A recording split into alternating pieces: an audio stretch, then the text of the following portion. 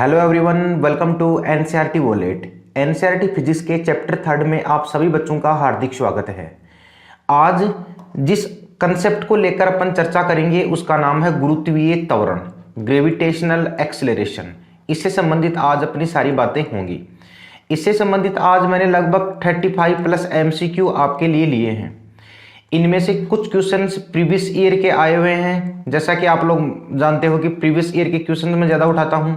और इसके अलावा कुछ क्वेश्चंस मैंने वो लिए हैं जो वास्तव में एनसीईआरटी के हिसाब से इंपॉर्टेंट हैं। ठीक है ना, ये दो ही सोर्सेज होते हैं मेरे क्वेश्चंस को लेने के। ठीक है, तो गुरुत्वीय त्वरण से संबंधित आज अपन सारे के सारे क्वेश्चंस करेंगे, तो बिल्कुल तैयार हो जाओ। जी से संबंधित सारी की सारी अवधारणाएं आज अपने को समझनी है। आखिर होता क्या है जी, कहां पर बढ़ता है, कहां पर घटता है। ठीक है ना, ध्रुवों पर इसकी स्थिति क्या होती है, विषुवत पर इसकी स्थिति क्या होती है, ऊंचाई पर ये कैसे बढ़ता है, गहराई पर ये कैसे ऊंचाई पर कैसे घटता है, गहराई पर कैसे बढ़ता है, ये सारी बातें आज अपन करेंगे। ठीक है, गुड इवनिंग भाई सभी को, good evening, good evening, good evening everyone, good evening. जुड़ जाओ फटाफट।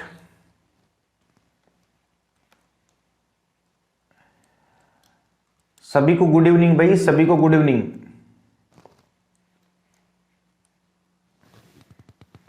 शुरू कर रहे हैं। ठीक है ना, अगर आपको साइंस की अगर कोई भी पीडीएफ अगर आपको चाहिए, अभी साइंस की डल रही है, धीरे धीरे जीके की भी डल जाएगी, पूरा जीएस की डल जाएगी। ठीक है ना, तो इस पीडीएफ के लिए आप लोग गूगल प्ले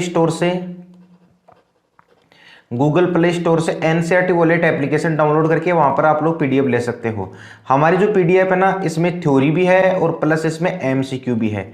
एमसीक्यू तो वही है जो मैं आपको यहाँ पर सोल्व कराता हूँ, प्लस थ्योरी जो है ना वो एनसीईआरटी की हम लोग लेते हैं। तो शुरू कर रहा हूं मैं पहले क्वेश्चन के साथ। पहला क्वेश्चन, निम्न में से कौन सही सुमेलित नहीं है। एक तरफ प्रतीक दे रखे हैं और एक तरफ भौतिक राशियां दे रखी हैं।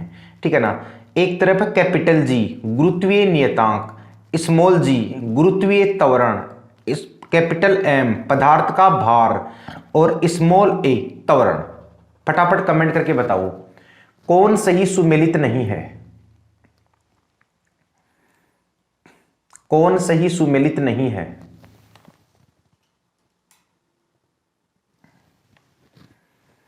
कौन सही सुमेलित नहीं है। शाबाश, सही बातें बता रहे हैं। देखो, जी का जो प्रतीक है ना, ये गुरुत्वीय नियतांक का प्रतीक कैपिटल जी होता है। ठीक है, और स्मॉल जी का मतलब होता है गुरुत्वीय त्वरण, जबकि पदार्थ का जो भार होता है ना, पदार्थ का भार, इसका प्रतीक डब्ल्यू होता है। डब्ल्यू क्यों होता है सर? क्योंकि डब्ल्यू से दर्शाया जाता है वेट को। तो यहां पर सी सही सुमेलित नहीं है। जो एम है ना, एम, इस एम का मतलब मेरे दोस्तों होता है पदार्थ का द्रव्यमान। एम का मतलब क्या होता है भाई? पदार्थ का द्रव्यमान। तो किसी भी पिंड के द्रव्यमान को एम से दर्शाया जाता है, जबकि पदार्थ के भार को डब्ल्यू से दर्शाया जाता है। और त्वरण होता है ना, त्वरण, उसको स्मॉल एम से दर्शाया जाता है। एक चीज का ध्यान रखना आप लोग, फिजिक्स में एक तो होता है आयाम, इसे एम्पलीट्यूड भी बोलते हैं, और एक होता है त्वरण, एक्सीलरेशन।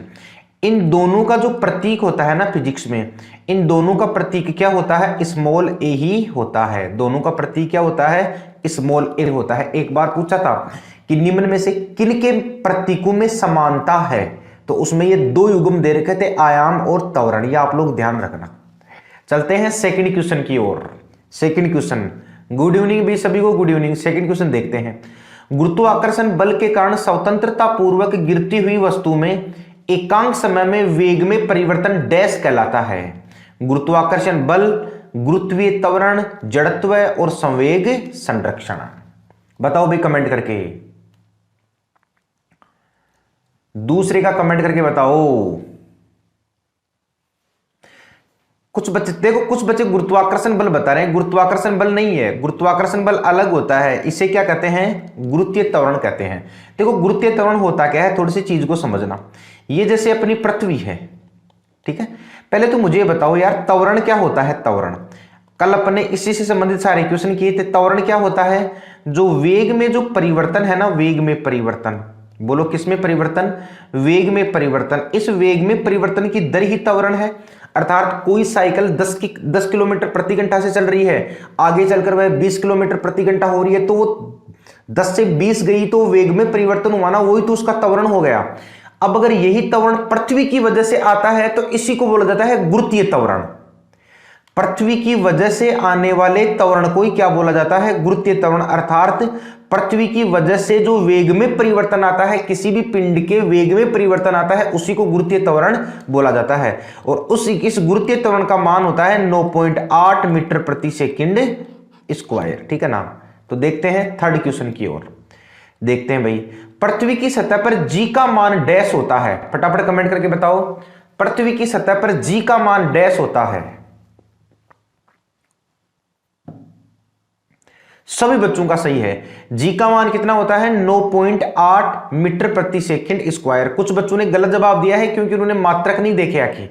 9.8 वैल्यू है एग्जैक्ट, ठीक है ना। लेकिन आगे वो भी तो देखो कि पूछ क्या रहा है। जी पूछ रहा है तो त्वरण पूछ रहा है, त्वरण का मतलब मीटर प्रति सेकंड स्क्वायर। कैसे आता है सर? ध्यान से देखना। देखो जी बराबर होता है gm/r²। ये एक फॉर्मूला होता है गुरुत्वीय त्वरण का। इसमें जो जी होता है ना, जी का मतलब होता है सार्वत्रिक गुरुत्वीय नियतांक। ठीक है ना। ये गुरुत्वाकर्षण के नियम में मैं आपको बताऊंगा। कैपिटल जी का मतलब मेरे दोस्तों क्या होता है? सार्वत्रिक गुरुत्वीय नियतांक। यही होता है सार्वत्रिक गुरुत्वीय नियतांक। ठीक है ना। और इस सार्वत्रिक गुरुत्वीय नियतांक का जो मान होता है, वो मान कितना होता है? 6.67 × 10⁻11 newton metre square upon kilogram square. ये तो हो गया जी। इसके बाद में क्या है? एम है। एम का मतलब मेरे दोस्तों होता है पृथ्वी का द्रव्यमान, मास ऑफ अर्थ। और पृथ्वी का जो द्रव्यमान है, ये पृथ्वी का द्रव्यमान कितना होता है? ये होता है 6 × 10⁻24 kg। यह है पृथ्वी का द्रव्यमान। अर्थात m का मतलब पृथ्वी का द्रव्यमान हो गया और r का मतलब हो गया सार्वत्रिक गुरुत्वीय नियतांक। अब इस g का मतलब, और इसमें अब ये जो r बचता है ना r, इस r का मतलब होता है पृथ्वी की त्रिज्या। r का मतलब क्या होता है भाई? पृथ्वी की त्रिज्या, रेडियस ऑफ अर्थ। और पृथ्वी की त्रिज्या आप लोग सब जानते हो कितना होता है? 6400 किलोमीटर होता है। जब सब वैल्यू को अपन इस फॉर्मूले में डालते हैं ना, तो जी की यहां पर एक वैल्यू निकल कर आती है। और वो जी की एग्जैक्ट वैल्यू कितनी निकल कर आती है? 9.8 मीटर प्रति सेकंड स्क्वायर। और इसे ही बोलते हैं पृथ्वी का गुरुत्वीय त्वरण। तो यहां पर सारी चीजें पूछ सकता है आपको। सार्वत्रिक गुरुत्वीय नियतांक का मान कितना होता है? उसकी इकाई कितनी होती है? पृथ्वी का द्रव्यमान कितना होता है? पृथ्वी पर जी का मान कितना होता है? और पृथ्वी की त्रिज्या कितनी होती है? ठीक है ना। तो इस चीज को आप लोग ध्यान रखना। यहां पर अगर देखा जाए तो यहां पर जो आंसर आएगा ना, वो आंसर क्या आ जाएगा? अपना सी, अपना राइट आंसर आ जाएगा। इसी क्वेश्चन को दूसरे फॉर्मेट में पूछा गया था एग्जामिनर के द्वारा। वो फॉर्मेट में आपके सामने पेश कर रहा हूं, उसको बिल्कुल शिद्दत से जवाब देना उसका। ये देखो भाई, फोर्थ क्वेश्चन, फटाफट जवाब दो। देखिए, पृथ्वी की सतह पर गुरुत्वीय त्वरण जी का मान डैश होता है। बताओ देखिए कितना होता है?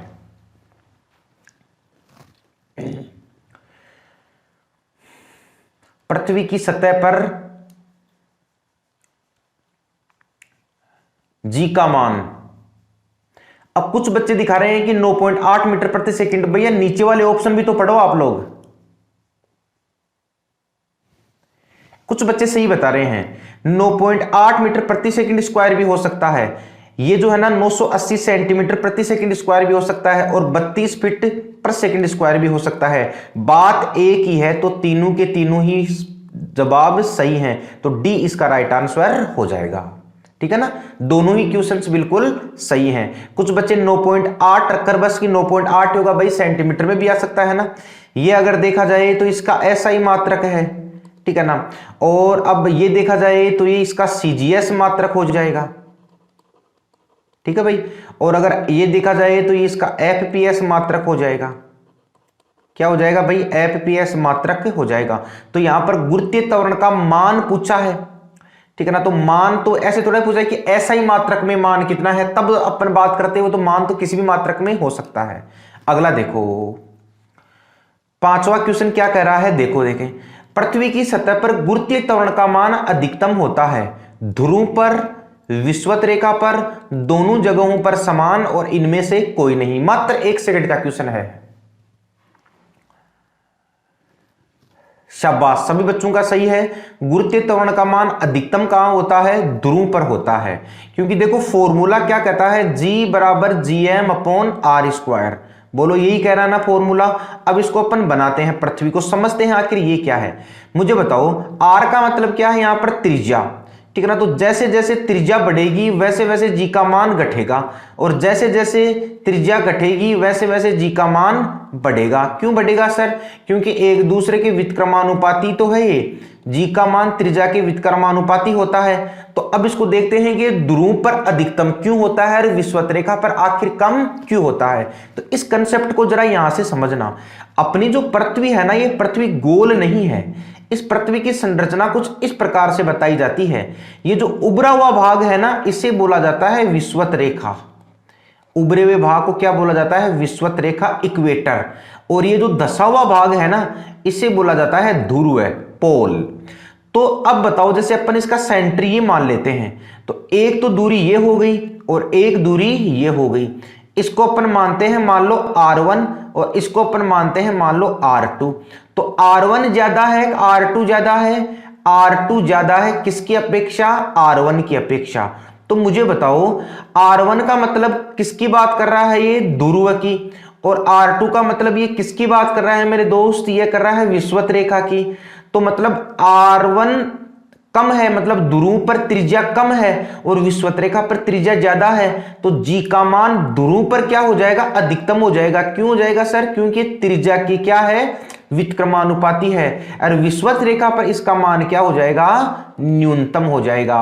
वही क्या हो जाएगा? न्यूनतम हो जाएगा। ये ध्यान रखना आप लोग, ठीक है, बिल्कुल इसको ध्यान रखना। और मैं आपको बता दूं कि जो विषुवत रेखा की त्रिज्या है ना, ये ध्रुव की त्रिज्या से क्या होती है? कम होती है। ध्रुव की त्रिज्या से ज्यादा होती है, इसीलिए यहां पर जी का मान क्या होता है? कम होता है, क्योंकि यह त्रिज्या के व्युत्क्रमानुपाती होता है।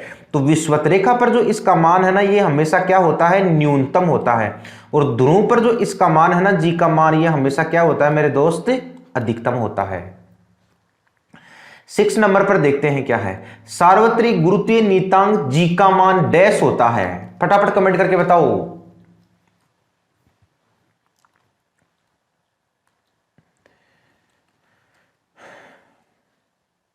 शाबाश, सभी बच्चों का सही है। क्या होता है? 6.67 into 10⁻⁻11 newton metre square upon kilogram square. ये जो जी का मान है ना, ये जी का मान सर्वप्रथम किसने दिया था? तो इस चीज को ध्यान रखना। इस बड़े वाले कैपिटल जी का मान देने वाला एक वैज्ञानिक था और उसका नाम था हेनरी केवेंडियस। ये ध्यान रखना भाई, हेनरी केवेंडियस ने दिया था। हेनरी केवेंडियस ने दिया। जो जी का मान है, मैं दोबारा बता देता हूं, यहां पर इस लाइन को ध्यान रखना। कैपिटल जी का मान है, ये कैपिटल जी का मान किसने दिया था? हेनरी केवेंडियस ने। ये वही हेनरी केवेंडियस है जिसने वास्तव में केमिस्ट्री में हाइड्रोजन की खोज की थी। तो आपको क्वेश्चन ऐसे भी पूछ सकता है कि हाइड्रोजन की खोज करने वाला कौन है? हेनरी केवेंडियस। चले आगे चलते हैं 7 नंबर क्वेश्चन पर। निम्न में से कौन सा कथन असत्य है? जी का मान, कैपिटल जी की बात कर रहा है, चंद्रमा पर, पृथ्वी पर उसके मान के समान ही होता है। 1 किलोमीटर की दूरी पर रखे 2 kg वाले दो द्रव्यमानों के केंद्रों के मध्य गुरुत्वाकर्षण बल 26.68 इंटू 10⁻⁻11 न्यूटन है। बल दो वस्तुओं के मध्य दूरी के वर्ग के व्युत्क्रमानुपाती होता है। दो वस्तुओं के मध्य गुरुत्वाकर्षण बल उनके बीच की दूरी को आधा करने पर 2 गुना हो जाता है। इंपॉर्टेंट लगा लो क्वेश्चन को, कंसेप्चुअल क्वेश्चन है। एक बार आप लोग कमेंट करके मुझे बताओ।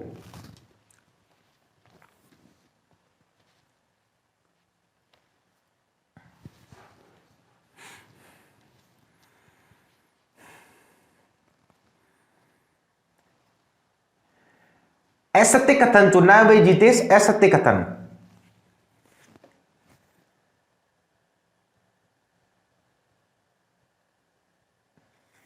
अशोक जी आंसर नहीं आया, जस्सी आंसर नहीं है अभी। चलो ठीक है, देखते हैं एक बार। पहला देखो, जी का मान चंद्रमा पर, पृथ्वी पर उसके समान ही होता है, ये बिल्कुल सही है। ठीक है ना। क्योंकि मुझे बताओ यार, जी का मान अगर चंद्रमा पर 6.67 इंटू 10⁻11 लगेगा तो पृथ्वी पर भी तो उतना ही लगेगा। पृथ्वी पर बदल थोड़ा जाएगा, छोटा जी थोड़ी है जो बदल जाएगा। 1 किलोमीटर दूरी पर रखे 2 केजी वाले 2 द्रव्यमानों के केंद्रों के मध्य गुरुत्वाकर्षण बल 26.68। ये देखते हैं कैसे निकलता है। तो अपने को मालूम है बल कैसे निकाला जाता है।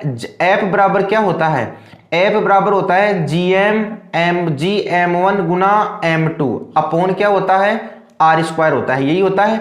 तो मुझे बताओ यहां पर G की वैल्यू कितनी है, तो F बराबर क्या हो जाएगा, F बराबर हो जाएगा 667 इंटू 10⁻11। M1 कितना है, 2 द्रव्यमान वाले हैं, एक का द्रव्यमान 2 है, तो का द्रव्यमान ये होगा। तो मुझे बताओ ये कितना हो जाएगा, ये हो जाएगा 4। तो देखा जाए तो इसमें दूरी तो कोई है ही नहीं, तो F बराबर 6.67 इंटू 10⁻11 इंटू 4, तो ये हो जाएगा लगभग 624। ये बिल्कुल सही है ये, ठीक है ना, ये तो बिल्कुल सही है, इतना ही होगा बल। तो दूसरा कथन भी बिल्कुल सही है, तो ए और बी कथन तो बिल्कुल सही है। भाई इसको इससे गुना करोगे कि नहीं करोगे आप लोग, ठीक है। इसके बाद में क्या है भाई, बल 2 वस्तुओं के मध्य दूरी के वर्ग के व्युत्क्रमानुपाती होती है, बिल्कुल सही है। ये देखो यहां पर आप लोग, दूरी के वर्ग के व्युत्क्रमानुपाती है। तीनों के तीनों कथन अभी तक तो क्या है, सही है। अब देखते हैं 2 वस्तुओं के मध्य गुरुत्वाकर्षण बल उनके बीच की दूरी को आधा करने पर, मुझे बताओ ये r है, अगर दूरी आधी हो जाती है ना, अगर दूरी 1/2 हो जाती है, तो मुझे बताओ 1/2 हो जाती है तो बल 1/2 दोगुना थोड़ा ही होगा, बल तो 1 कितना होगा, 4 होगा, ठीक है ना भाई। 1 कितना होगा, ये 4 होगा, ठीक है। इस चीज को ध्यान रखना, बल आधा थोड़ा, अगर बल दूरी आधी होने पर दुगना थोड़ा ना होगा, तो डी इसका कथन है ना, ये सही नहीं है। तो इसका राइट आंसर क्या हो जाएगा, सी इसका राइट आंसर हो जाएगा, ठीक है भैया। 8वां नंबर पर क्वेश्चन देखो क्या कह रहा है, विनाशकारी भूकंप के गुरुत्व के कारण त्वरण होगा। बताओ देखे एक बार, लॉजिकल क्वेश्चन है, बताओ देखे कमेंट करके, विनाशकारी भूकंप के गुरुत्व के कारण त्वरण क्या होगा।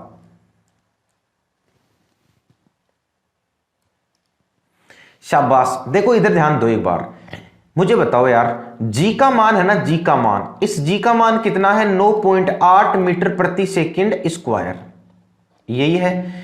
इसी जी का मान मैं क्या लिख सकता हूं, 980 सेंटीमीटर प्रति सेकंड स्क्वायर, बात तो यही है।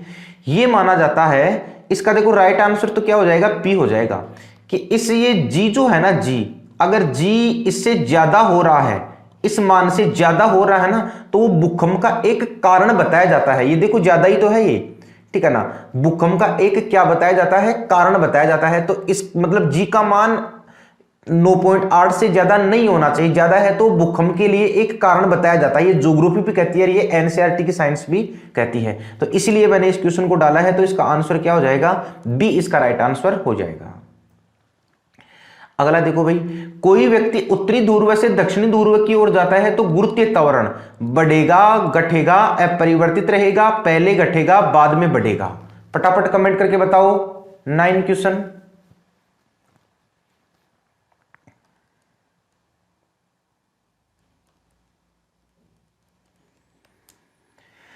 सही है, कुछ बतूंगा, आंसर क्या हो जाएगा, देखते हैं आंसर कैसे होगा।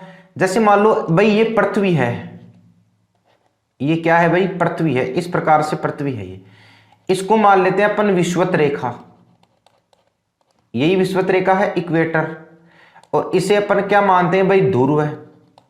अब ये क्या कर रहा है, अगर ध्रुव से विषुवत रेखा की ओर आता या विषुवत रेखा से ध्रुव की ओर आता तो बात अलग है, लेकिन ये तो क्वेश्चन में कंफ्यूज करने के लिए उत्तरी ध्रुव से दक्षिणी ध्रुव की बात कर रहा है। तो उत्तरी ध्रुव से दक्षिणी, तो ये मान लो उत्तरी ध्रुव है, ठीक है, और ये मान लो कौन सा ध्रुव है भाई, ये दक्षिणी ध्रुव है। कौन सा ध्रुव है, ये दक्षिणी ध्रुव है।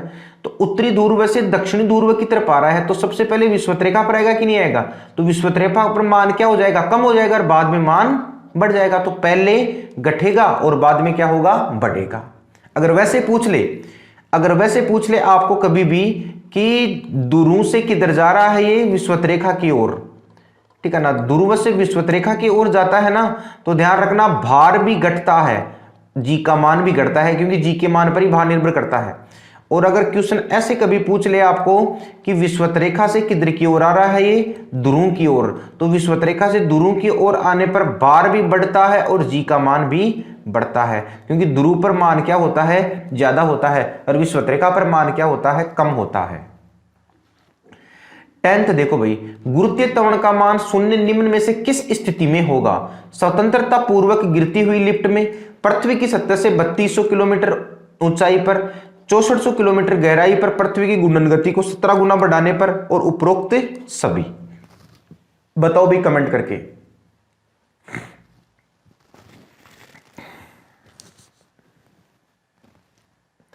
जी का मान, गुरुत्वीय त्वरण का मान शून्य निम्न में से किस स्थिति में होगा? शाबाश, इसका आंसर क्या आ जाएगा? उपरोक्त सभी आ जाएगा। स्वतंत्रता पूर्वक लिफ्ट में भी जी का मान क्या हो जाता है? शून्य हो जाता है। और जब जी का मान शून्य होता है तो भार भी क्या होता है? शून्य होता है। इसलिए स्वतंत्रता पूर्वक लिफ्ट में एक स्थिति आती है जिसे अपन बोलते हैं भारहीनता। भारहीनता किसमें आती है? लिफ्ट में, ठीक है ना। लिफ्ट की डोरी टूटने पर वो स्वतंत्र हो जाती है, तब की बात हो रही है ये। पृथ्वी की सतह से 3200 किलोमीटर जाने पर 6400 किलोमीटर की गहराई पर भी जी का मान शून्य है, और पृथ्वी की घूर्णन गति को 17 गुना बढ़ाने पर भी जी का मान क्या है? शून्य है। 17 गुना, क्योंकि एक चीज का ध्यान रखना, पृथ्वी की जो घूर्णन गति है ना, घूर्णन गति, इस घूर्णन गति को ओमेगा से दर्शाया जाता है। किसे दर्शाया जाता है? ओमेगा से। तो जैसे जैसे ओमेगा बढ़ेगा ना, वैसे वैसे ही जी का मान क्या होगा? कम होगा। और जैसे जैसे ओमेगा घटेगा वैसे वैसे ही जी का मान बढ़ेगा। दोनों एक दूसरे के व्युत्क्रमानुपाती होते हैं। तो पृथ्वी की घूर्णन गति को 17 गुना बढ़ाने पर जी का मान क्या हो जाता है? शून्य हो जाता है। क्योंकि बढ़ाने पर जी का मान तो कम हो गई, लेकिन 17 गुना बढ़ाने पर जी का मान शून्य हो जाता है। ये चीज का ध्यान रखना आप लोग। ये देखते हैं कि 3200 किलोमीटर और 6400 किलोमीटर आकर आए कैसे, ठीक है ना। तो अब देखो यहां पर जरा सा मैं बता रहा हूं, अगर आपको ऊंचाई पर प्रतिशत कमी निकालनी हो ना, ऊंचाई पर प्रतिशत अगर आपको कमी निकालनी हो, तो ऊंचाई पर प्रतिशत कमी निकालने का सूत्र होता है 2h अपॉन r इंटू 100। कितना ऊपर जा रहा है? r का मतलब पृथ्वी की त्रिज्या। तो मुझे बताओ 2 कितने ऊपर जा रहा है? ये 3200, ठीक है ना। पृथ्वी की त्रिज्या कितनी है? 6400, गुना कितने कर देंगे? 100। तो मुझे बताओ ये जाएगा कि नहीं जाएगा? तो कितना आ जाएगा? 100%। तो 100% कमी होती है, तो मतलब कितने किलोमीटर पर? 3200 किलोमीटर पर। तो मतलब 3200 किलोमीटर पर 100% कमी होगी, मतलब जी का मान बिल्कुल क्या हो गया? शून्य हो गया। ऐसे निकाला जाता है इस फॉर्मूले से। और अगर जी का मान अगर गहराई पर निकाल रहे हो ना आप लोग, किस पर निकाल रहे हो भाई? गहराई पर। गहराई पर अगर प्रतिशत कमी निकाल रहे हो तो इसको जरा नीचे बता देता हूं। गहराई पर प्रतिशत कमी निकाली जाती है d upon r into 100। D का मतलब डेप्थ। तो कितने गहराई पर जा रहा है? 6400, ठीक है ना। r कितना है? 6400, ठीक है ना, इंटू 100। तो वो का वही बात है, 100% की क्या आ जाएगी भाई? कमी आ जाएगी। तो 100% की कमी आ जाएगी, तो मतलब जी का मान क्या हो जाएगा? शून्य हो जाएगा। ये ध्यान रखना, उपरोक्त सभी आ जाएगा इसमें आंसर। मैंने बता दिया है फॉर्मूला। प्रतिशत कमी निकालने का ये सूत्र होता है ऊंचाई के संदर्भ में, और प्रतिशत कमी निकालने का ये सूत्र होता है गहराई के संदर्भ में। तो जी का मान, एक चीज आप लोग ध्यान रखना, जी का मान ऊपर जाने पर ज्यादा घटता है नीचे जाने के बजाय। देखो ऊपर जाने पर 3200 किलोमीटर पर शून्य हो रहा है, और नीचे जाने पर 6400 पर शून्य हो रहा है। तो ज्यादा कमी कहां आ रही है? ऊपर जाने पर। यह ध्यान रखना आप लोग जी का। अगला देखो, लगभग 1.5 घंटे के आवर्तकाल से संबंधित निम्न में से कौन सी स्थिति होगी? पृथ्वी की घूर्णन गति को 17 गुना बढ़ाने पर, अगर पृथ्वी को किसी सरल लोलक पर दोलन कराया जाए और पृथ्वी के पास परिक्रमा करने वाले उपग्रहों का आवर्तकाल। इंपॉर्टेंट क्वेश्चन है ये, इंपॉर्टेंट क्वेश्चन है। इसमें 1.5 घंटे का आवर्तकाल से संबंधित सारी कंसेप्ट मैंने ले ली है। बताओ कौन सी स्थिति होगी?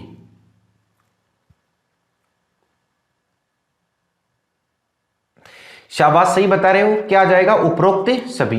पृथ्वी की घूर्णन गति को बढ़ाने पर मुझे एक चीज बताओ, पृथ्वी जैसे मान लो कि वर्तमान में चक्कर लगा रही है ना, पृथ्वी इस प्रकार से चक्कर लगा रही है, ठीक है। तो इस प्रकार से चक्कर लगा रही है, वो चीज अलग है। अपने खुद के अक्ष पर घूम रही है ना, वो चीज अलग है। खुद के अक्ष की गति होती है ना, उसे बोलते हैं घूर्णन गति। तो खुद के अक्ष पर कितने घंटे में एक चक्कर लगा रही है? ये कितने घंटे में लगा रही है भाई? 24 घंटे में।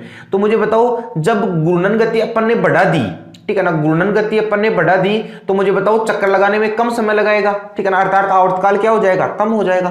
तो 17 गुना जब बढ़ा दिया जाता है ना, तो जी का मान शून्य हो जाता है 17 गुना बढ़ाने पर। ये जो 24 घंटे आ रहा है ना, यहां पर ये आ जाता है लगभग 84 पॉइंट कुछ मिनट, लगभग 1.5 घंटा आ जाता है, ये ध्यान रखना। तो ये कंडीशन भी बिल्कुल सही है। और अगर पृथ्वी को किसी सरल लोलक पर दोलन करा जाए तो भी ध्यान रखना लगभग 1.5 घंटे का आवर्तकाल आता है। और पृथ्वी के परिक्रमा करने वाले, पृथ्वी के पास परिक्रमा करने वाले उपग्रहों का आवर्तकाल भी 1.5 घंटा ही होता है। ये क्वेश्चन है ना डी ग्रुप में वैसे सीधा क्वेश्चन भी पूछा गया था कि पृथ्वी के पास परिक्रमा करने वाले उपग्रहों का आवर्तकाल लगभग कितना होता है, तो लगभग 1.5 घंटा ही होता है। आगे देखो भाई, गुरुत्वाकर्षण द्वारा किया गया कार्य किस पर निर्भर करता है? वस्तु की आरंभिक और अंतिम अवस्थाओं की ऊर्ध्वाधर ऊंचाइयों के अंतर पर। वस्तु की आरंभिक और अंतिम अवस्थाओं में परिवर्तन के अंतर पर। वस्तु की आरंभिक और अंतिम अवस्थाओं में परिवर्तन के अंतर पर, ठीक है।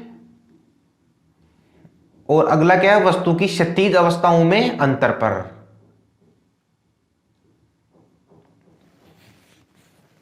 ठीक है भाई। इसमें देखो, इसमें थोड़ा सा ना ये दोनों ऑप्शन समान है, ठीक है ना। ये थोड़ी सी प्रिंटिंग मिस्टेक है, सॉरी टाइपिंग मिस्टेक है। ये दोनों ऑप्शन क्या है? समान है। लेकिन इसका राइट आंसर क्या हो जाएगा? इसका राइट आंसर ए हो जाएगा, ठीक है। इसका राइट आंसर क्या हो जाएगा? ए इसका राइट आंसर हो जाएगा। दोनों ऑप्शन में थोड़ी मिस्टेक होगी। अगला क्वेश्चन देख लेते हैं अपन। अगला देखो भाई, निम्नलिखित में से गलत कथन को चुने। गुरुत्वीय त्वरण जी पिंड के रूप, आकृति, द्रव्यमान पर निर्भर नहीं करता। गुरुत्वीय त्वरण जी ध्रुव पर अधिकतम होता है। गुरुत्वीय त्वरण जी भूमध्य रेखा पर न्यूनतम होता है। यदि लिफ्ट किसी त्वरण से ऊपर जा रही हो तो किसी पिंड का आभासी भार उसके वास्तविक भार से कम होता है। बताओ भाई कमेंट करके, बताओ भाई कमेंट करके।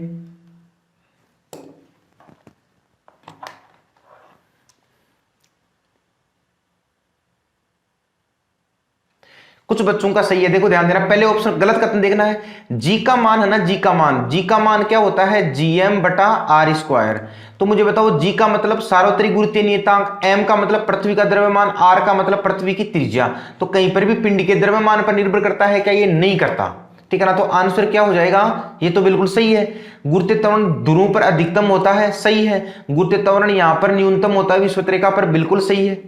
भूमध्य रेखा विषुवत रेखा बात एक ही है। लिफ्ट में किसी त्वरण से ऊपर जा रही हो तो ऊपर जाने पर वास्तविक भार कम होता है, नहीं सर।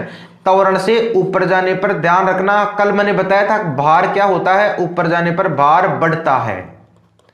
बोलो, भार क्या होता है? बढ़ता है। ये चीज का ध्यान रखना। तो डी इसका राइट आंसर हो जाएगा। अगला देखो भाई, 14 क्वेश्चन अपने को क्या करा? निम्न में से कौन सा से कथन असत्य हैं? जी का मान चंद्रमा पर पृथ्वी के समान ही होता है। बल दो वस्तुओं के मध्य दूरी के वर्ग के व्युत्क्रमानुपाती है। गुरुत्वीय त्वरण भूमध्य रेखा पर अधिकतम होता है। मात्र 1 सेकंड का क्वेश्चन है, फटाफट कमेंट करके बताओ। 14वां क्वेश्चन फटाफट कमेंट करके बताओ।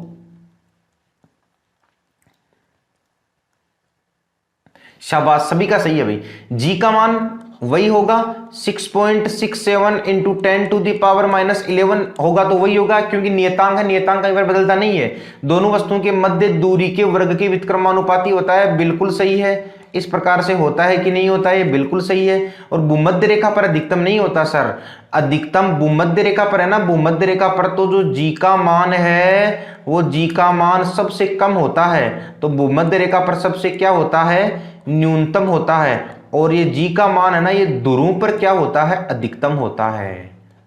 तो अधिकतम भाई कहां होता है? ध्रुव पर। तो देखो इसमें तीसरा कथन सही नहीं है, तो आंसर क्या आ जाएगा? सी इसका राइट आंसर आ जाएगा। ये सभी बच्चों का सही है करीब करीब। अगला देखते हैं 15 क्वेश्चन। कौन सा कथन गलत है? गलत है, गलत है। वस्तु का भार ध्रुव पर अधिकतम, विषुवत रेखा पर न्यूनतम। वस्तु का भार ध्रुव पर न्यूनतम, विषुवत रेखा पर अधिकतम। पृथ्वी के केंद्र पर वस्तु का भार शून्य, वस्तु को अधिक ऊंचाई ले जाने पर उसका भार कम होता है। 15वां कमेंट करके बताओ। शाबाश, करीब करीब बच्चों का सही है। देखो ये है ना, ये भार की बात कर रहा है, तो एक चीज का ध्यान रखना, जी समानुपाती भार होता है। अर्थात कहीं पर भी जी बढ़ेगा तो भार भी बढ़ेगा। और अगर कहीं पर जी घटेगा तो उस वस्तु का भार भी घटेगा।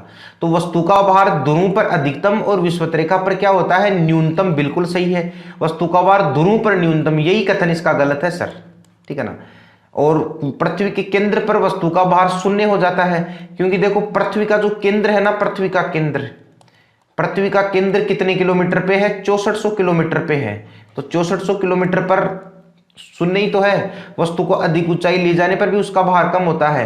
क्यों होता है सर, क्योंकि जैसे जैसे ऊंचाई बढ़ती है ना, वैसे वैसे ही जी का मान घटता है, और जी का मान घटता है तो अपने को मालूम है भार भी घटता है। और जैसे जैसे ऊंचाई क्या होती है, ऊंचाई कम होती है, वैसे वैसे ही जी का मान बढ़ता है, और वैसे वैसे ही क्या होता है भाई, भार बढ़ता है। मतलब ऊंचाई के साथ है ना ये घटता है, जैसे जैसे ऊंचाई पर अपन जाएंगे तो जी का मान क्या होगा, कम होगा। अगला देखो भाई, पृथ्वी पर किसी वस्तु का भार चंद्रमा पर इसके भार का कितने गुना होता है। पृथ्वी पर किसी वस्तु का भार चंद्रमा पर इसके भार का कितने गुना होता है। थोड़ा सा क्वेश्चन को, ऑप्शन को देख लेना, फिर जवाब देना आप लोग, जल्दबाजी मत करो। शाबाश, कुछ बच्चों का सही है, कुछ बच्चों ने 1/6 दिया, जबकि एग्जैक्ट आंसर क्या है, 6 है। 1/6 के रट्टा मत मारो आप लोग। देखो इधर ध्यान देना, पृथ्वी पर किसी वस्तु का भार चंद्रमा पर इसके भार का कितने गुना है, मतलब चंद्रमा का कंपैरिजन पृथ्वी से किया है, पृथ्वी का कंपैरिजन चंद्रमा से नहीं किया, ठीक है ना। एक चीज का आप लोग ध्यान रखना, पृथ्वी पर जो जी का मान है ना, बोलो भाई किसका मान है, जी का मान है, ये कितना होता है 9.8, ठीक है। तो चंद्रमा पर जो जी का मान है ना, चंद्रमा पर, बोलो भाई किस पर, चंद्रमा पर जी का मान, तो चंद्रमा पर जी का मान हो जाएगा पृथ्वी के जी के मान के, बोलो पृथ्वी के किसके मान के, जी के मान के, पृथ्वी के जी के मान के बटा कितना हो जाता है, बटा हो जाता है 6। ये चंद्रमा पर जी का मान है, ठीक है। अगला देखो 17वां, गुरुत्वाकर्षण की वजह से उत्पन्न होने वाला त्वरण डैश पर निर्भर नहीं करता। फटाफट कमेंट करके बताओ भाई। 17वां क्वेश्चन, गुरुत्वाकर्षण की वजह से उत्पन्न होने वाला त्वरण डैश पर निर्भर नहीं करता। 17वां, शाबाश, कुछ बच्चों का सही है। मुझे बताओ, गुरुत्वीय त्वरण की तो बात कर रहा है, तो गुरुत्वीय त्वरण बराबर क्या होता है, जीएम अपॉन क्या होता है, आर स्क्वायर होता है, यही होता है। तो इसमें बताओ एम का मतलब क्या है, पृथ्वी का द्रव्यमान। मैंने बताया था कि नहीं बताया था यार तुम्हें, एम का मतलब क्या है, पृथ्वी का द्रव्यमान, और इस आर का मतलब मेरे दोस्तों क्या है, पृथ्वी की त्रिज्या जो 6400 किलोमीटर होती है, ठीक है। तो इसमें पृथ्वी की त्रिज्या पर निर्भर करता है, पृथ्वी के द्रव्यमान पर निर्भर करता है, वस्तु के द्रव्यमान पर निर्भर नहीं करता। डी इसका राइट आंसर हो जाएगा। ये देखो, वस्तु का द्रव्यमान कहीं फॉर्मूले में है क्या, नहीं है। 18वें नंबर पर, किसी भी पिंड का मुक्त रूप से गिरना केवल निर्वात में संभव है। किसी भी पिंड का मुक्त रूप से गिरना केवल किसमें संभव है, निर्वात में संभव है। बोलो किसमें संभव है, निर्वात में संभव है। इसीलिए यह माना जाता है कि एक जैसे मान लो कोई हाथी है और एक मान लो चींटी है, अगर इन दोनों को अपन समान ऊंचाई से गिराते हैं ना भाई, दोनों को कौन सी ऊंचाई से गिराते हैं, समान ऊंचाई से गिराते हैं ना, तो ये पृथ्वी पर दोनों के दोनों समान समय में पहुंचते हैं। समान समय में दोनों के दोनों कहां पर पहुंचेंगे, पृथ्वी पर पहुंचेंगे। ये लॉजिक का ध्यान रखना, ये निर्वात के लिए ही चलता है, ये केवल लॉजिक। ये आगे क्वेश्चन भी आएगा एक, देखते हैं अपन। यदि पृथ्वी अपनी वर्तमान कोणीय चाल को 17 गुना अधिक कर दे तो भूमध्य रेखा पर जी का मान क्या होगा। इसको ऐसे मैं बता देता हूं, भूमध्य रेखा पर जी का मान क्या होगा, बोलो भी कमेंट करके। भूमध्य रेखा पर जी का मान क्या होगा, 17 गुना कोणीय वेग को, कोणीय चाल को 17 गुना अधिक कर रही है ये। शाबाश, कुछ बच्चों का सही है। देखते हैं अपन इसका सॉल्यूशन, क्या सॉल्यूशन निकलता है इसका, ध्यान से देखना। इधर मैंने आपको बताया था अभी कि जो पृथ्वी की जो घूर्णन गति है ना, घूर्णन गति, बोलो मेरे दोस्तों कौन सी गति, घूर्णन गति। इस पृथ्वी की घूर्णन गति को ओमेगा से दर्शाया जाता है, ओमेगा, बोलो बोलो ओमेगा। और मैंने आपको ये भी बताया था यार कि ओमेगा बढ़ने पर जी का मान घटता है। तो देखो ओमेगा मतलब 17 गुना ही तो बढ़ रहा है ना, गुणन घटित, तो जी का मान क्या हो जाएगा, कम हो जाएगा, कम हो जाता है जी का मान। अब एक सिचुएशन ऐसी आती है कि अगर इस पृथ्वी की गुंडन गति को 17 गुना अगर बढ़ा दोगे ना तो जी का मान बिल्कुल क्या हो जाएगा, शून्य हो जाएगा। तो यहां पर इसका राइट आंसर क्या हो जाएगा, सी इसका राइट आंसर हो जाएगा। अगला क्वेश्चन देखो, अगला क्या है भाई, यदि पृथ्वी अपने अक्ष के पारित घूमना बंद कर दे तो जी के मान में क्या होगा भाई, वृद्धि होगी, कमी होगी, कुछ कहा नहीं जा सकता, अधिक से अधिक कमी होगी। 20वें में कमेंट करके बताओ। बिल्कुल सही है। मुझे बताओ घूमना बंद कर दे, घूमना बंद कर दे तो मतलब ओमेगा बिल्कुल क्या हो गया, कम हो गया। तो ओमेगा कम होने पर जी का मान बढ़ता है, तो बताओ क्या हो जाएगी, जी के मान में वृद्धि हो जाएगी। 21वें नंबर पर देखो, इनमें से कौन एक रासायनिक प्रतिक्रिया नहीं है, बताओ। अपघटन, ऑक्सीकरण, गुरुत्वाकर्षण और हाइड्रोलिसिस। बताओ भाई कौन एक रासायनिक प्रतिक्रिया नहीं है। शाबाश, सही बता रहे हो। देखो अपघटन है, ये एक रासायनिक प्रतिक्रिया है, ठीक है। ऑक्सीकरण एक रासायनिक प्रतिक्रिया है, लेकिन गुरुत्वाकर्षण है ना सर, गुरुत्वाकर्षण, ये गुरुत्वाकर्षण एक भौतिक प्रक्रिया है, ठीक है ना। या अपन बोल सकते हैं क्वेश्चन के अनुसार कि गुरुत्वाकर्षण क्या है, एक भौतिक प्रतिक्रिया है। तो इसका राइट आंसर क्या हो जाएगा, सी, क्योंकि वो पृथ्वी लगा रही है अपने पर। अगला देखो भाई, पृथ्वी को वर्तमान गुणन से कितना गुना घुमाने पर जी का मान शून्य हो जाता है। तो इसको वर्तमान गुणन से कितना गुना घुमाने पर, 17 गुना घुमाने पर जी का मान क्या हो जाता है, शून्य हो जाता है। तो इसका राइट आंसर हो जाएगा ए। बिल्कुल इजी क्वेश्चन था। अगला देखो, अगला क्या है, यदि पृथ्वी वर्तमान गुणन से 17 गुना तेजी से गुणन करे तो पृथ्वी का आवर्तकाल कितना होगा। बोलो, अभी मैंने पहले वाले क्वेश्चन में जिक्र किया था, अभी मैंने पहले वाले क्वेश्चन में इसका जिक्र किया था। 17 गुना तेजी से गुणन करे तो ध्यान रखना पृथ्वी का आवर्तकाल कितना हो जाता है, 1.5 घंटा। कितना हो जाता है भाई, 1.5 घंटा हो जाता है। अगला देखो 24 क्या कर रहा है, अगर किसी पिंड को 32 किलोमीटर पृथ्वी की सतह से ऊपर जाने पर जी के मान में कितने प्रतिशत की कमी आएगी। एक बार आप लोग इसे बताओ फिर मैं बताता हूं। 32 किलोमीटर ध्यान रखना ऊपर जा रहे हैं तो जी के मान में कितनी कमी आएगी, ये क्वेश्चन पूछ रहा आपको।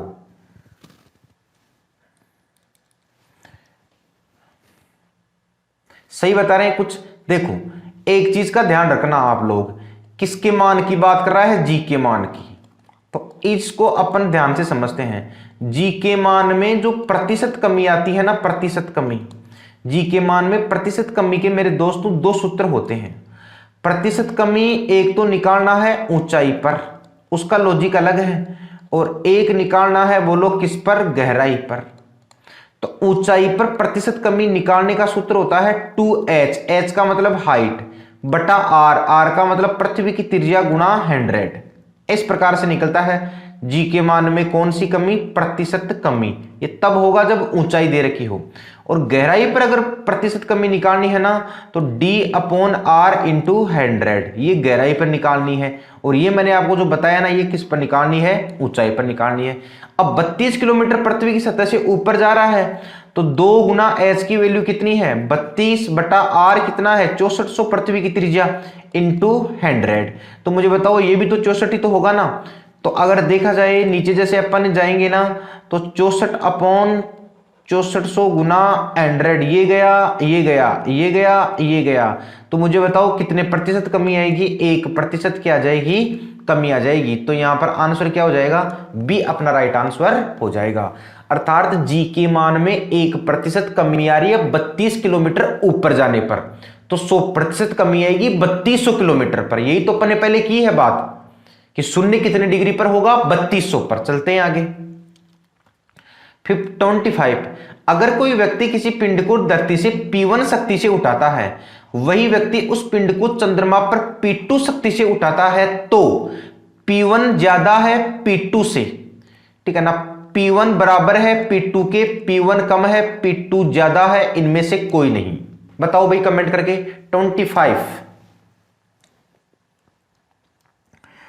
25 कमेंट करके बताओ।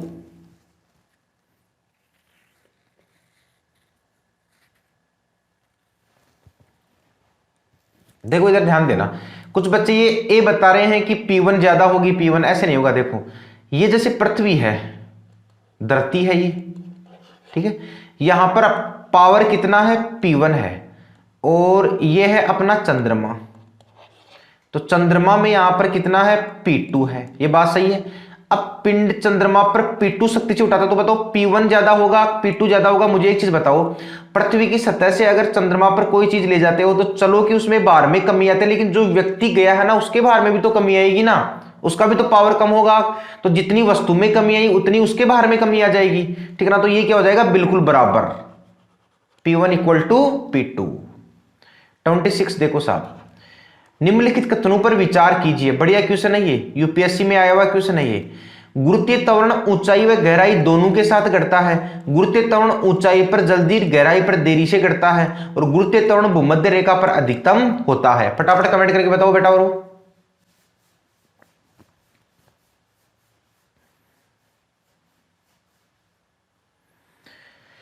सही है कुछ बच्चों का। देखो गुरुत्वीय त्वरण ऊंचाई और गहराई दोनों के साथ घटता है।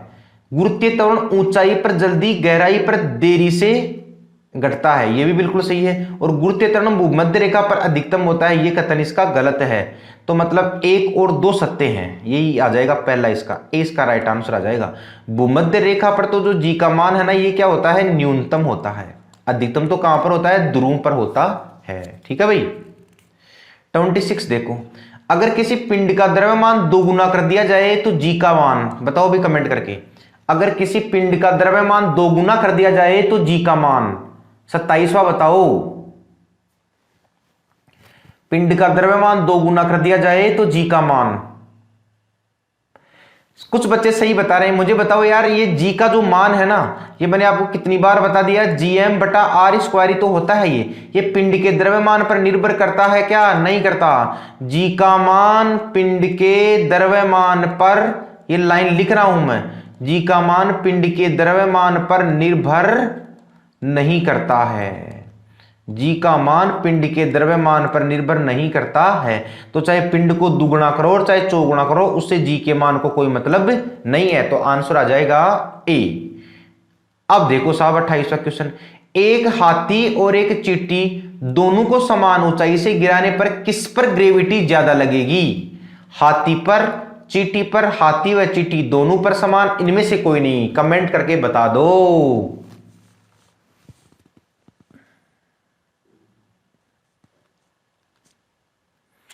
शाबाश, अब की बार लगी लॉजिक, ठीक है ना।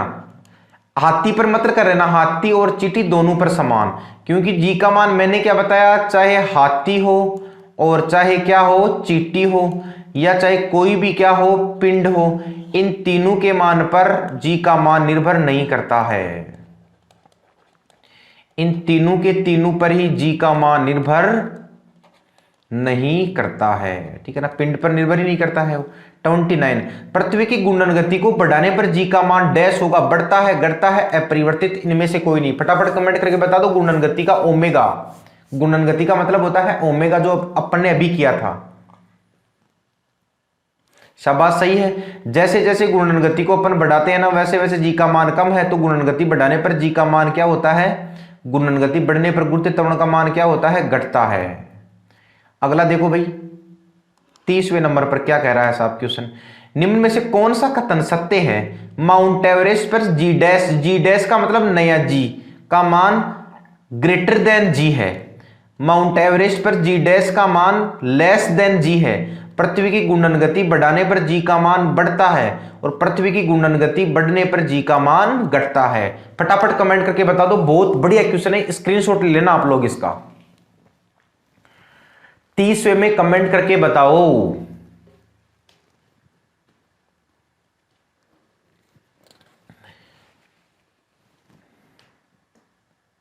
बताओ भाई 30वां कमेंट करके। अब की बार एग्जैक्ट उत्तर आया नहीं है भाई, एग्जैक्ट उत्तर आया नहीं है। देखते हैं क्वेश्चंस की अवधारणा तक चलते हैं। क्या कहता है, माउंट एवरेस्ट पर जी डैश, पहला कथन ये कह रहा है जो नया जी है ना, नया जी, इस नए जी को ये लोग जी डैश से दर्शाते हैं। तो बोला कि माउंट एवरेस्ट पर जी डैश, पहले के डैश मतलब पृथ्वी पर जी से ज्यादा है। तो मुझे बताओ यार, पृथ्वी की सतह से ऊपर जाने पर तो जी का मान कम होता है, तो मुझे बताओ ये कथन गलत है, गलत होगा कि नहीं होगा? गलत होगा बिल्कुल। तो पहला तो बिल्कुल क्या हो गया, गलत। माउंट एवरेस्ट पर जी डैश का मान कम है ओरिजिनल जी से। भाई ओरिजिनल जी का मान कितना है, 9.8 है, तो चाहे 0.2 में ही ऊपर जाने पर कम हुआ हो, लेकिन कम तो होगा ना, ठीक है। तो माउंट एवरेस्ट पर जी डैश का मान, ये बिल्कुल सही है, जी डैश का मान कम होता है किससे, जी से। ये इसका कथन बिल्कुल सही है, एक तो बी सही हो जाएगा। पृथ्वी की घूर्णन गति बढ़ाने पर जी का मान बढ़ता है, नहीं बढ़ता सर। पृथ्वी की घूर्णन गति बढ़ाने पर जी का मान अपरिवर्तित होता है, ये भी बिल्कुल इसका कथन गलत है। इसमें तो केवल और केवल बी सत्य है, तो इसका राइट आंसर क्या हो जाएगा, डी इसका राइट आंसर हो जाएगा। बढ़िया क्वेश्चन है भैया। पृथ्वी की घूर्णन गति बढ़ाने पर जी का मान बढ़ता थोड़ी है, घूर्णन गति बढ़ाने पर तो जी का मान घटता है। अपन ने बात की कि नहीं की, ओमेगा बढ़ा दो तो जी घटता है, ठीक है ना। अगला देखते हैं भाई, 31 क्या कहता है, पृथ्वी पर किसी वस्तु का भार 200 न्यूटन है और द्रव्यमान 20 केजी है, तो गुरुत्वीय त्वरण का मान क्या होगा? बताओ भैया आप कमेंट करके।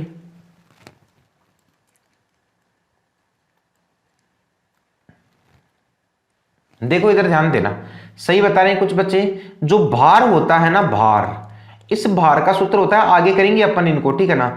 भार का सूत्र क्या होता है, द्रव्यमान गुणा गुरुत्वीय त्वरण। भार का मतलब होता है द्रव्यमान गुना गुरुत्वीय त्वरण। इसको मैं ऐसे भी लिख सकता हूं, भार को वेट से दर्शाया जाता है, द्रव्यमान को m से और गुरुत्वीय त्वरण को g से। तो w बराबर क्या होता है, mg होता है। अब इसमें गुरुत्वीय त्वरण पूछा है, तो g बराबर क्या हो जाएगा, w अपॉन m। आपके सामने सर w की वैल्यू कितनी है, 200, और m की वैल्यू कितनी है, 20। तो देखा जाए तो ये कितना हो जाएगा भाई, ये कितना हो जाएगा बताओ, ये हो जाएगा 10 मीटर प्रति सेकंड स्क्वायर, ठीक है ना। ये आ जाएगा गुरुत्वीय त्वरण का मान, तो ए इसका राइट आंसर हो जाएगा। 32, भार किसी वस्तु पर डैश के बल का मापक है, घनत्व, द्रव्यमान, मीटर और गुरुत्वाकर्षण। भार किसका मापक है, भार किसका मापक है? शाबाश, डी इसका राइट आंसर आ जाएगा। जो भार है ना, भार है, ये गुरुत्वाकर्षण के बल का माप है, ठीक है। 33, यदि पृथ्वी की त्रिज्या 1% सिकुड़ जाए लेकिन उसका द्रव्यमान समान बना रहे, तो पृथ्वी तल पर गुरुत्वीय त्वरण का मान क्या होगा, घटेगा, अपरिवर्तित रहेगा, बढ़ेगा, और इनमें से कोई नहीं। 1% कम कर रहे हैं अपन पृथ्वी की त्रिज्या को। कुछ बच्चे सही बता रहे हैं। मुझे एक बात बताओ यार, g बराबर क्या होता है, g बराबर होता है gm बटा आर स्क्वायर, यही होता है। तो इसको मैं ऐसे भी लिख सकता हूं, 1 अपॉन आर स्क्वायर लिख सकता हूं, नहीं लिख सकता? तो मतलब जैसे जैसे त्रिज्या बढ़ेगी वैसे वैसे g घटेगा। आपने त्रिज्या को सिकुड़ा है, कम किया है, तो g का मान बढ़ेगा कि नहीं बढ़ेगा? तो g का मान क्या हो जाएगा, बढ़ जाएगा। तो c इसका राइट आंसर हो जाएगा। 34 क्या कहता है साहब, देखते हैं एक बार।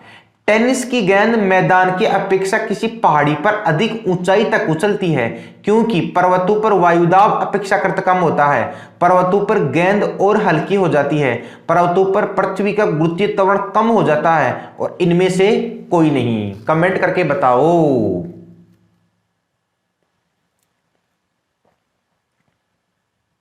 शाबाश, पृथ्वी पर गुरुत्वीय त्वरण का मान, पर्वतों पर पृथ्वी का गुरुत्वीय त्वरण क्या हो जाता है, कम हो जाता है, ठीक है ना। मतलब खींचने की जो शक्ति है ना पर्वतों पर, वो क्या हो जाती है, कम हो जाती है, क्योंकि ऊंचाई बढ़ने के साथ साथ जी का मान कम होता है। तो इसका राइट आंसर हो जाएगा सी। अब देखते हैं, यदि पृथ्वी का गुरुत्वाकर्षण बल अचानक लुप्त हो जाए तो निम्न में से कौन सा परिमाण सही होगा, परिणाम सही होगा? बताओ भी कमेंट करके। 35, सेकंड लास्ट क्वेश्चन। गुरुत्वाकर्षण बल अचानक ही लुप्त हो गया तो किस पर फर्क पड़ेगा?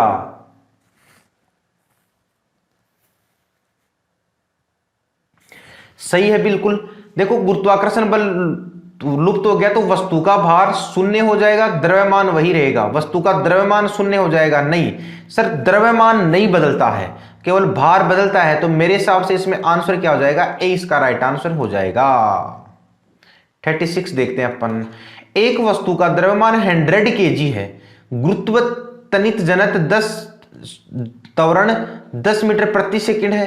अगर चंद्रमा पर गुरुत्वीय त्वरण GE/6 है तो चंद्रमा पर वस्तु का द्रव्यमान क्या होगा। देखिए एक बार आप लोग बताओ इससे, फिर मैं ले चलता हूं आपको इसकी कंसेप्ट तक।